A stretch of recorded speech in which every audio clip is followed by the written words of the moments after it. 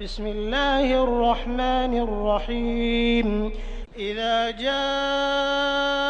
المنافقون قالوا نشهد إنك لرسول الله والله يعلم إنك لرسوله والله يشهد إن المنافقين لكاذبون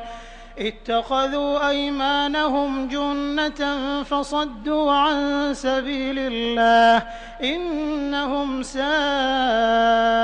ما كانوا يعملون ذلك بأنهم آمنوا ثم كفروا فطبع على قلوبهم فهم لا يفقهون وإذا رأيتهم تعجبك أجسامهم وإن يقولوا تسمع لقولهم كأنهم خشب مسندة يحسبون كل صيحة عليهم هم العدو فاحذرهم قاتلهم الله أنى يؤفكون وإذا قيل لهم تعالوا يستغفر لكم رسول الله لووا رؤوسهم ورأيتهم يصدون وهم مستكبرون سواء عليهم أستغفرت لهم أم لم تستغفر لهم لن يغفر الله لهم إن الله لا يهدي القوم الفاسقين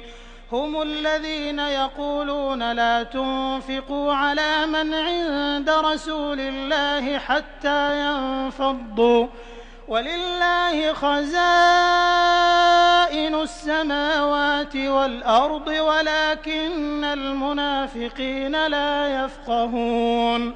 يقولون لئن رجعنا إلى المدينة ليخرجن الأعز منها الأذل ولله العزة ولرسوله وللمؤمنين ولكن المنافقين لا يعلمون يا أيها الذين آمنوا لا تلهكم أموالكم ولا أولادكم عن ذكر الله ومن يفعل ذلك فأولئك هم الخاسرون وأنفقوا مما رزقناكم من قبل أن يأتي أحدكم الموت فيقول رب لولا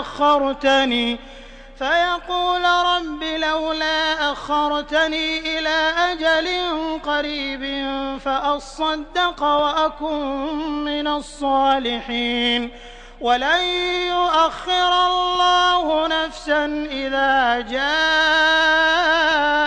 أجلها والله خبير بما تعملون